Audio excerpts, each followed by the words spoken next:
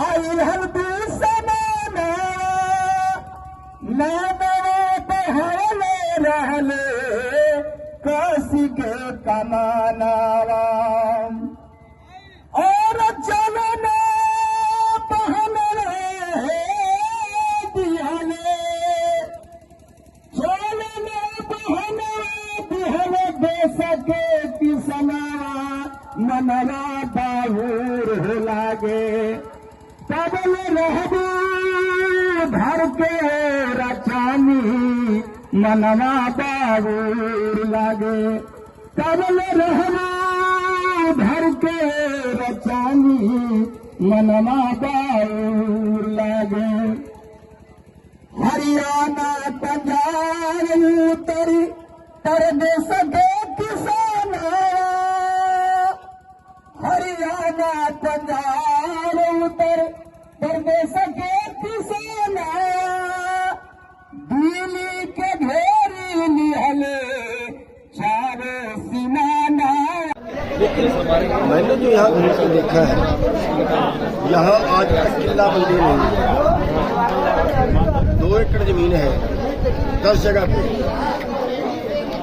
अब उसमें कैसे तो कोई बोर कराएगा, ट्यूबवेल लगवाएगा, कैसे उसको जोतेगा, कैसे उसको खुदाई करेगा, या उसमें तो ट्रैक्टर भी नहीं चल सकता।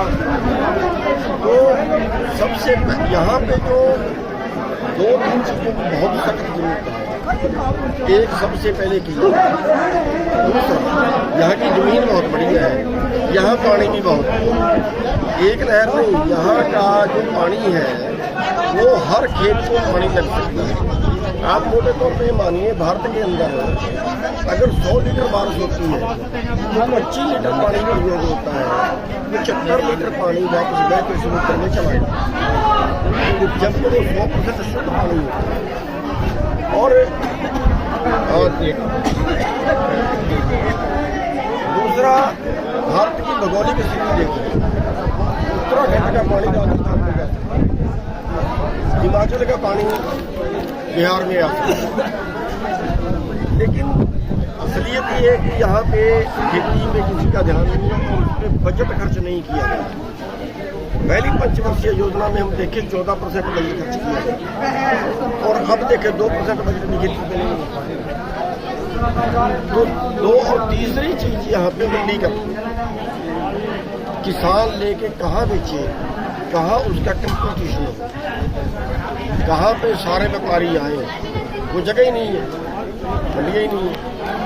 तो ये 3 चीज यहाँ की खेती के लिए बहुत जरूरी है। और मैं तो यहाँ पे ये कहना चाहूँगा, अभी थोड़ा मौसम खराब हो गया और बहुत जगह टाइम को मिला, ध्यान आ गया कि यहाँ के जितने संगठन हैं उन सबके प्रतिनिधियों की मीटिंग करनी चाहिए और सबके प्रतिनिधियों की मीटिंग करके उसमें मिनिमम एजेंडा, कई मांगे होती हैं, उसी इलाके की कुछ और हैं, दूसरे वाले इलाके की कुछ और, छोड़ दीजिए। लेकिन जो मिनिमम जो सबको ठीक लगता है, मान लिया हमारे 20 संगठन में 2 मांगे, 3 मांगे, 5 मांगे ऐसी निकलती हैं जो सबके लिए जरूरी है, जो पूरे बिहार की है। तो उन मिनिमम एजेंडे पे जो है एक वक्त में कोई बड़ा आंदोलन लगना चाहिए। और दूसरी चीज मैं ये कहूँगा कि हमारे पास 2 चीज़ें हैं। एक तो आंदोलन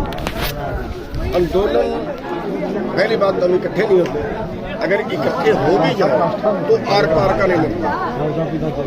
आर पार का मतलब ये होता है कि या तो सरकार को हमें मारना पड़ेगा या हमारी बात अगर इकट्ठे हो भी जाए फिर हम कैसे करते। फिर कई बार ये देखा है कि हमारे बीच में कई लोग होते हैं वो अटैक कर देते हैं। नहीं, हम हाथ नहीं उठाएंगे, हम जुल्म सही। आंदोलन क्या है, अपने ऊपर इतने अत्याचार सहो कि दूसरे की देखने वाले की अपनी, चाहे वो जनता है चाहे वो सरकार है। जब हमारे ऊपर कोई जुल्म होगा तो देखने वाले की देखने वाले की बुरा, उस तरीके से जुल्म किया जाए, लेकिन मारेंगे नहीं, मानेंगे भी नहीं जब तक हमारी बात। इस तरह का आर पार का या तो ये हो या फिर दूसरी चीज जो है वोट हमारी है, 65% वोट के हम मालिक हैं, वोट से राज बढ़ता है, हम भिखारी हैं, राज किसी को दिया और इसके क्यों इसके पीछे बुद्धिमान नहीं, हम जाति पे धर्म पे वर्ग पे बढ़ जाते हैं, हमने कभी डेवलपमेंट के नाम पे उस पर हमारा ध्यान जाने भी नहीं। उसके पीछे कारण जो है, कारण ये है कि आज पूंजीवाद का राज, एक पास से आप जो है धर्मात्मा को किसी को बुला लो जो बिल्कुल धर्मात्मा हो, पुण्य करता हो, हमेशा अच्छे, लेकिन वो पैसा नहीं बचा, उसके पास होगा भी नहीं। और दूसरे पास एक डाकू, एक बदमाश, स्मगलर, कैसे ही कितना गुंडा, उसके पास वो 10 करोड़ खर्च, तो 10 करोड़ खर्चने वाला जो चाहिए हमें, पैसा चाहिए हमें। तो जब वो तरीके से हम किसी को नेता चुनेंगे और अच्छे आदमी नहीं चुनेंगे तो फिर बुरे आदमी जो है बुरे कानून। और आज आप देख रहे हैं वही हो रहा है, पैसे से सत्ता, सत्ता से पैसा, फिर पैसे से सत्ता, फिर सत्ता से पैसा, और ये करते करते आज ये हो गया है कि आज 9 लोगों के पास 50 करोड़ के बराबर संपत्ति है, खड़े करने वाले 23 करोड़ लोग देश में पीछे मिलते हैं, जिनके पास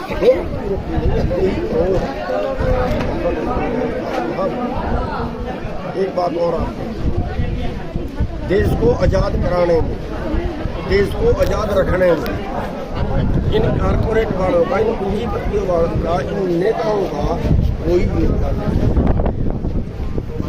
ये जो जनता खड़ी है, चाहे आप देश की सीमा को लगा लो, इनके बच्चे हैं, चाहे आप देश को आजाद कराने में लगा लो, सभी के बच्चे हैं, बच्चे थे। तो अभी राज किसका आ गया?